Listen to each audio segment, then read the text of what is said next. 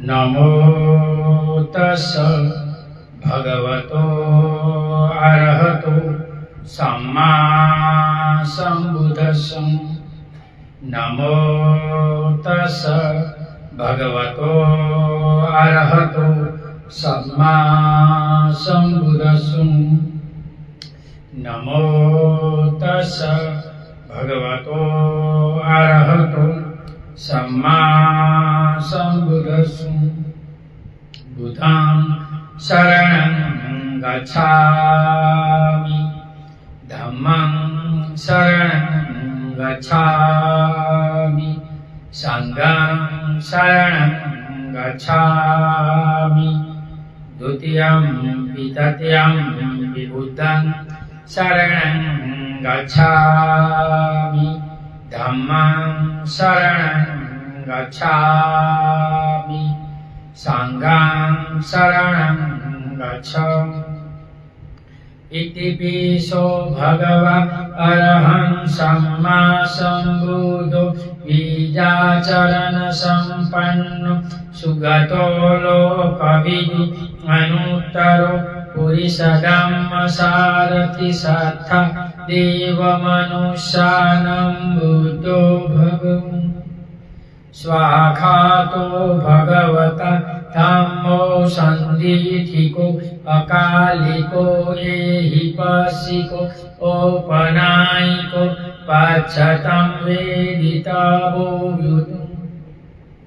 सुपटिपन्नो भगवतो शावकसङ्गो उदुपटिपन्नो भगवतो शावकसङ्गो सामीचिपटिपन्नो भगवतो शावकसङ्गो न्यायपटिपन्नो भगवतो शावकसङ्गो।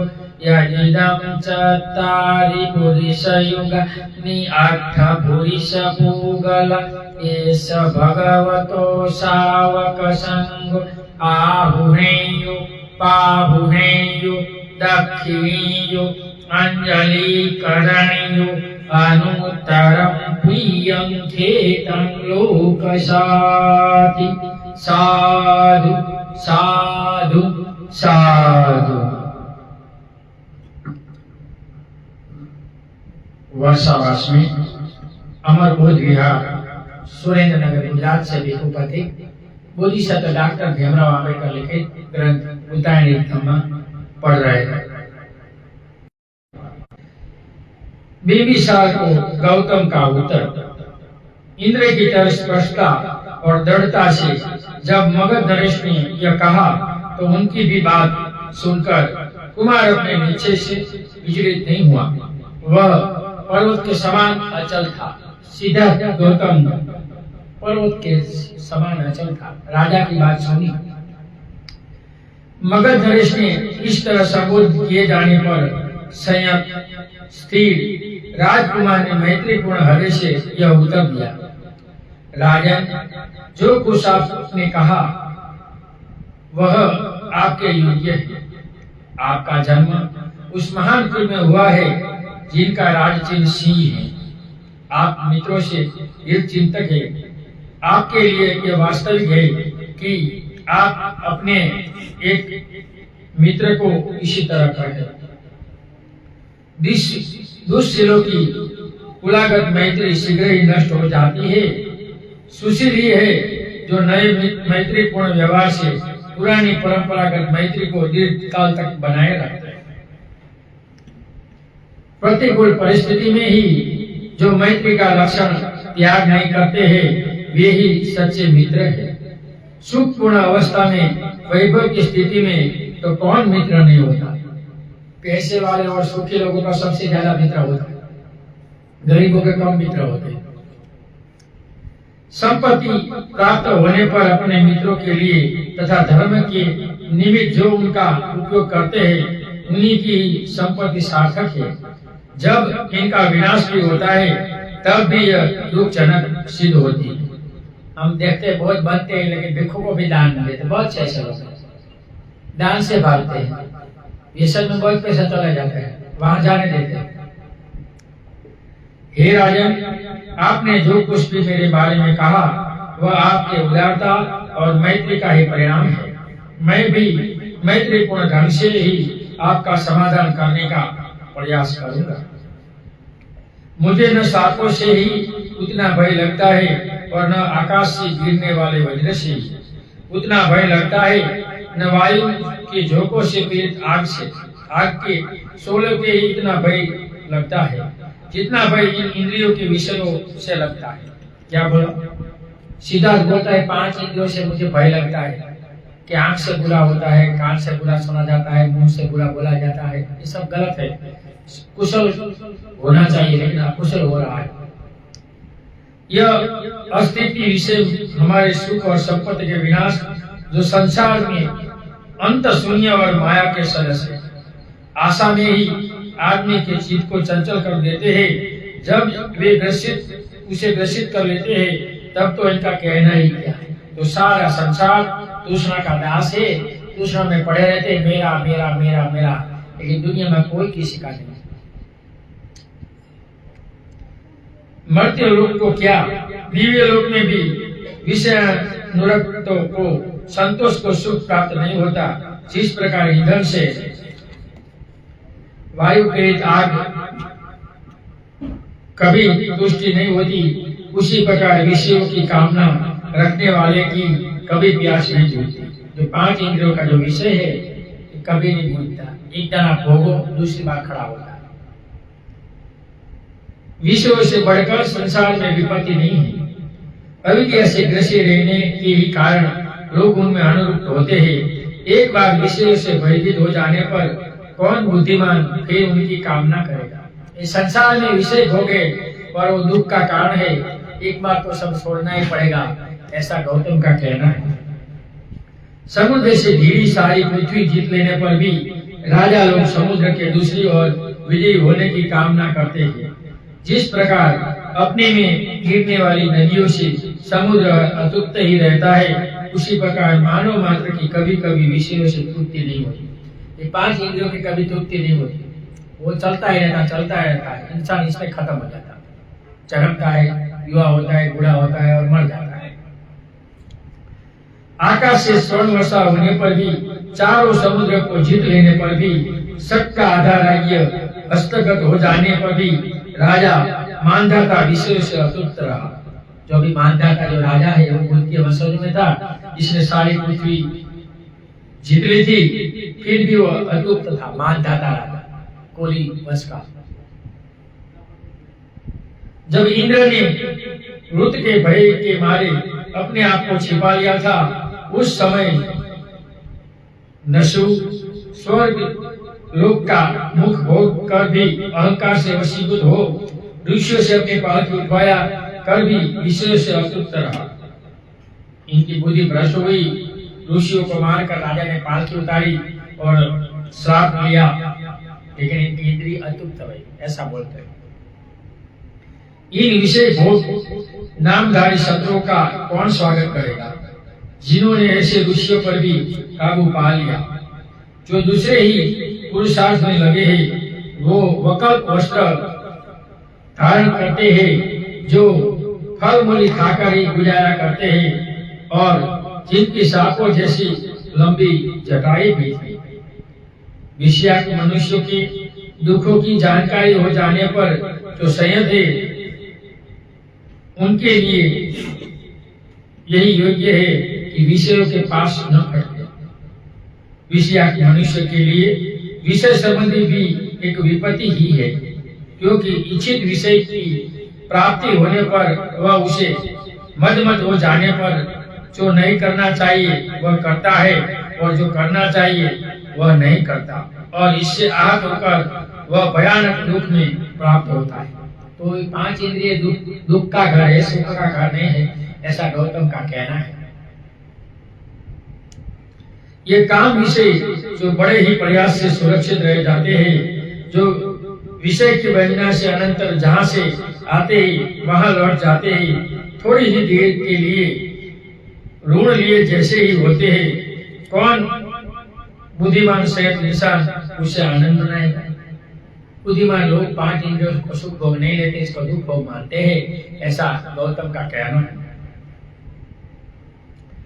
ये काम विषय उल्का के समान है, उनके पीछे पड़ने पर ये पिपासा की बुद्धि का कारण होता है। कौन बुद्धिमान संयुक्त मनुष्य उन्हें प्राप्त कर संतुष्ट होगा? तो काम का कभी संतुष्ट नहीं होता। युवा में भी और बुढ़ापे में भी लोग काम काम काम काम के पीछे पड़ते हैं। बीवी चली जाती है तो दूसरी करते हैं, आधी उम्र। ये काम का कारण और कुछ नहीं। ये काम विषय फेंके हुए मांस के समान है, जो राजाओं से लेकर सभी के दुख का कारण होते हैं। तो भगवान ने कहा है कि काम तो मांस खाते हुए कुत्ते के समान है। कसाई के घर कुत्ता जाता है तो कसाई लहू में बोलकर हड्डी फेंकता है और कुत्ता वो हड्डी चबाता है, अपना ही लहू बहुत मीठा लगता है। ऐसे काम गुण ऐसा है, इनके पर व्यक्ति का प्रतिबद्ध होना चाहिए और ब्रह्मचर्य पालने का प्रयत्न करता है। सबसे बड़ी ताकत ब्रह्मचर्य है। भगवान ने उपासक उपासिकाओं को भी अमावस्या पूर्णिमा और अष्टमी के दिन मैथुन धर्म से दूर रहकर ब्रह्मचर्य पालने को भगवान ने कहा है। कौन बुद्धिमान संत आदमी इन्हें प्राप्त कर संतुष्ट होगा? ये काम विषय इंद्रियों की ही तरह नाशवान है। जो भी इन्हें रमण करता है ये इनके लिए विपत्तिजनक ही होते हैं। कौन बुद्धिमान संयत मनुष्य इन्हें प्राप्त कर संतुष्ट होगा? जो संयमी मनुष्य इन काम विषयों से फंसा जाता है ये उनका सुख हर लेते हैं और उसके विनाश का कारण होते हैं। ये खुद निर्दय सर्प के समान है। कौन बुद्धिमान सहित मनुष्य इन्हें प्राप्त कर संतुष्ट होगा? तो आगे काम गुण क्रोध और निर्दय सांप के साथ छोड़ा है कि निर्दय सांप किसी को भी काट कर मार देता है। इसे काम गुण में कितनी भी बीमारी है, ब्रह्मचर्य पालो, नहीं पालते और इसमें खत्म हो जाते हैं। टीबी एक ऐसी बीमारी है कि जिन्हें ब्रह्मचर्य पालना चाहिए लेकिन मर जाते हैं, फिर भी काम को साफ तरह भोगते मर जाओ। ये संसार ऐसा है। जिस काम विषयों को भोगने से भी वे वैसे ही तृप्ति नहीं होती जैसे एक कुत्ते की हड्डी चाटने से जो सूखी हड्डियों के पंजर के समान है। मैंने आगे दाखिला दिया यहाँ आया कुत्ते का। कौन बुद्धिमान संयत मनुष्य उन्हें प्राप्त कर संतुष्ट होगा? जो दरिद्र कामन है, जो विषयाशा का दास है, वही इसी संसार में मृत्यु दुख का अधिकारी। कामन और दरिद्र इंसान इनमें सुख भोगता है और इनमें पढ़ता है और इनमें मरता है। विनाश का ही कारण होते हैं। इस संसार का विनाश काम भोगों से होता है और विकास भी काम भोगों से होता है। यह जो अमान्यता कहा जाता है कि काम भोगने के लिए यदि विचार कर देना चाहिए तो उनमें से कोई भी भोग्य पदार्थ नहीं। अच्छे से अच्छे कपड़े और दूसरी भी वैसी ही सभी चीजें अधिक से अधिक दुख के मार्जन मात्र है। अच्छा है तब अच्छा लगता है, बुरा होता है, नाश होता है तब दुख लगता है। पानी प्यास बुझाने के लिए होता है, भोजन भूख मिटाने के लिए, घर हवा धूप और वर्षा से बचने के लिए और वस्त्र रक्षा करने के लिए तथा नग्नता ढकने के लिए। इसी प्रकार सैया तंद्रा के विधान के लिए, वाहन यात्रा थकावट मिटाने के लिए, आसन खड़े रहने की थकावट दूर करने के लिए। इसी प्रकार स्नान शरीर की शुद्धि और स्वास्थ्य का साधन है। जितने भी बाह्य पदार्थ है वे मनुष्य के दुख के कारण के ही साधन है, वे अपने में भोग्य पदार्थ नहीं है। कौन बुद्धिमान इंसान इन दुख के दूर करने के साधनों को भोग्य वस्तु मानकर भोगे?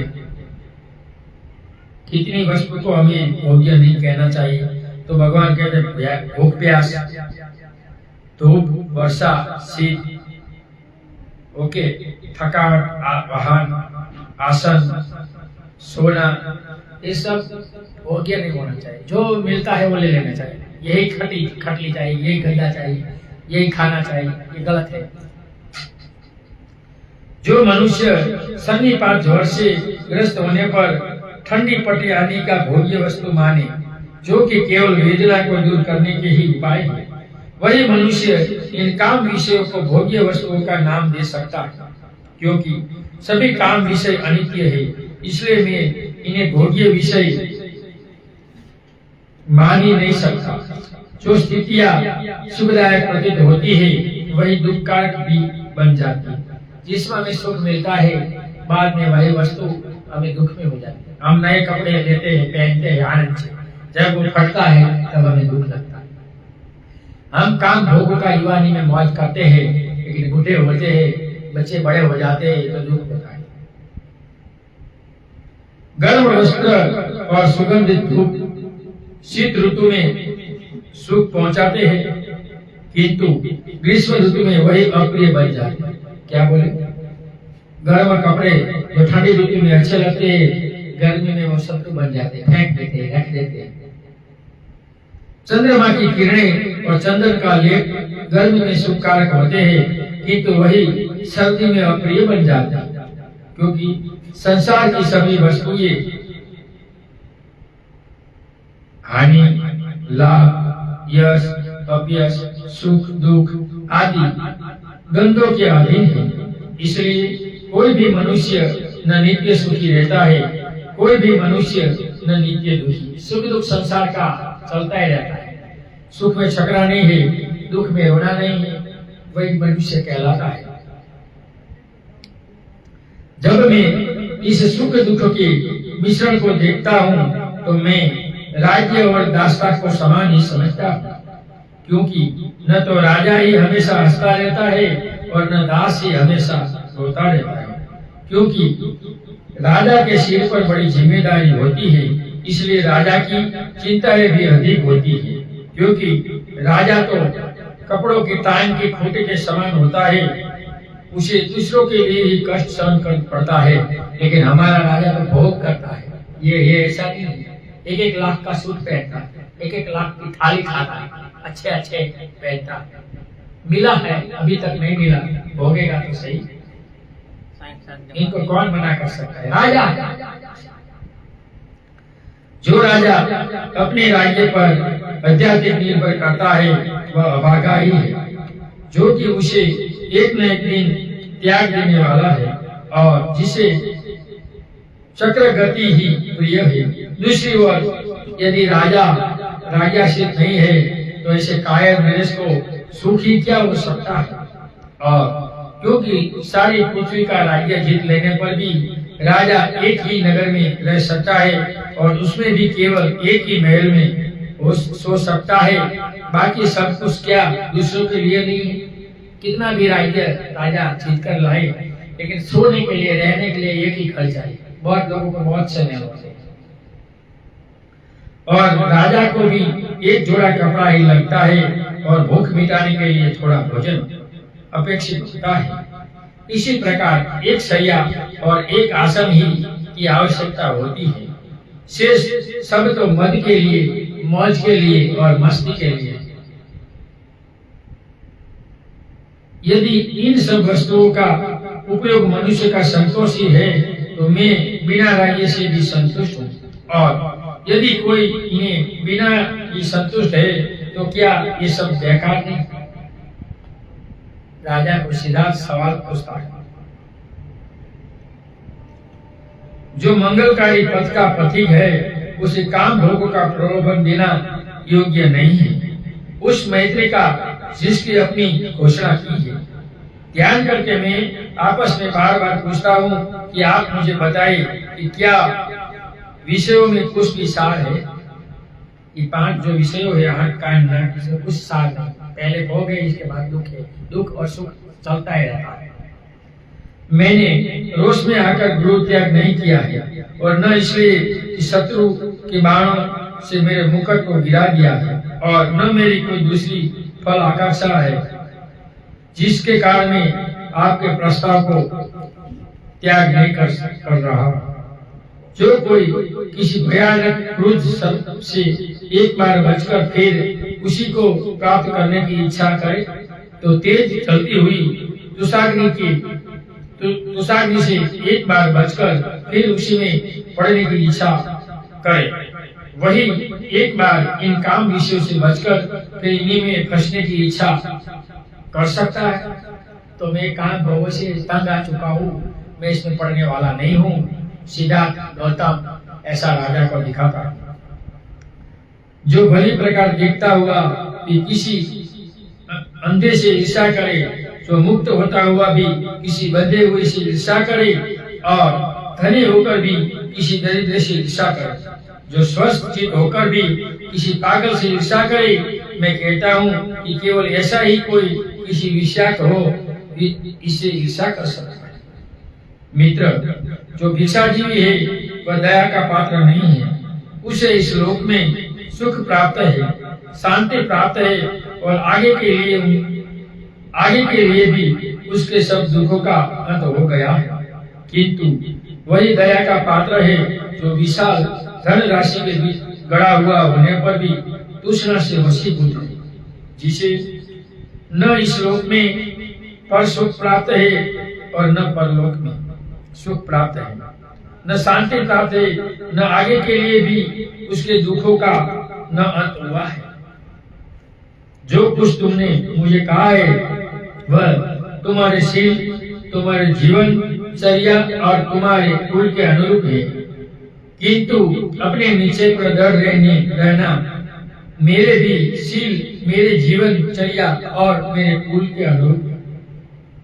मेरा जो सन्यासियों का कुल है इनको मैं नहीं लगाऊं और मैं अनुकूल जीना चाहता हूँ राजन, मुझे कोई प्रॉब्लम नहीं। यहाँ ये बात तीसरा पूरा। चौथा, गौतम का उत्तर समाप्त।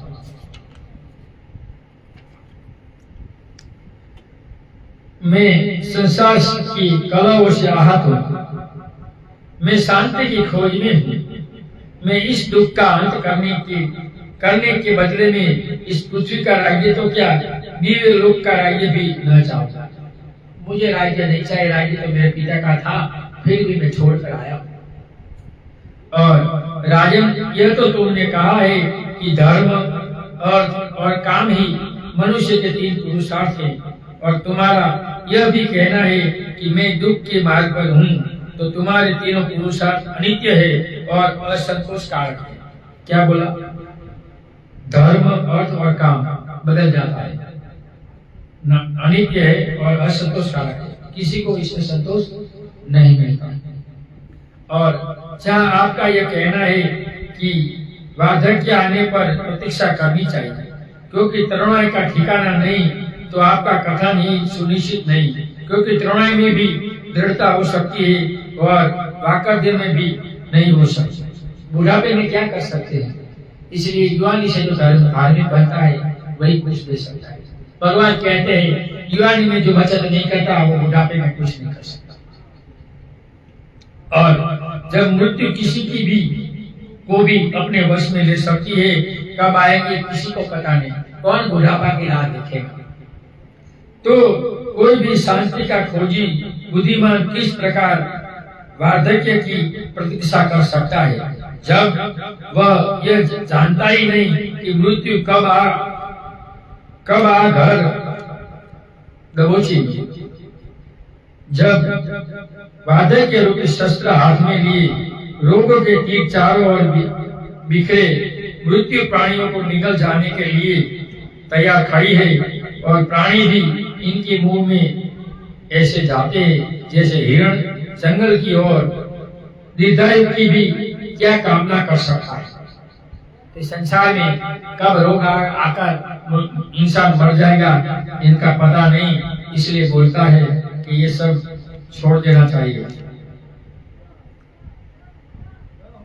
चाहे तरुण हो, चाहे वृद्ध हो, चाहे लड़का हो, हर किसी के लिए यही योग्य है कि वह करुणा के धार्मिक पथ पर अग्रसर हो। हर इंसान में करुणा होनी चाहिए, ऐसा सिद्धार्थ का कहना है।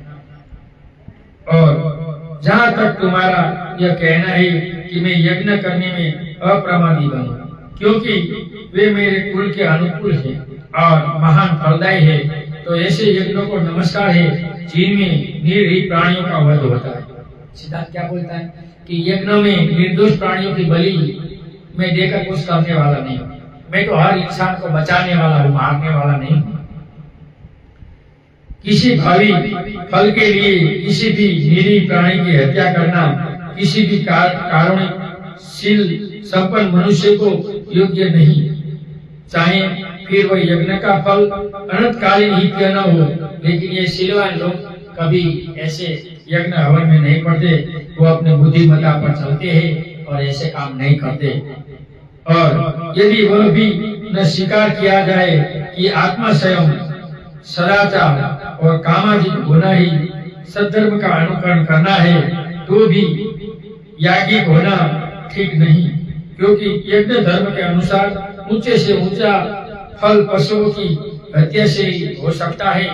तो वो काम मैं नहीं करूंगा, मैं पशु हत्या में नहीं पड़ता, मुझे कोई प्राणी की हिंसा नहीं करनी है और मैं यज्ञ याग को नहीं मानता, मैं छोड़ता हूँ।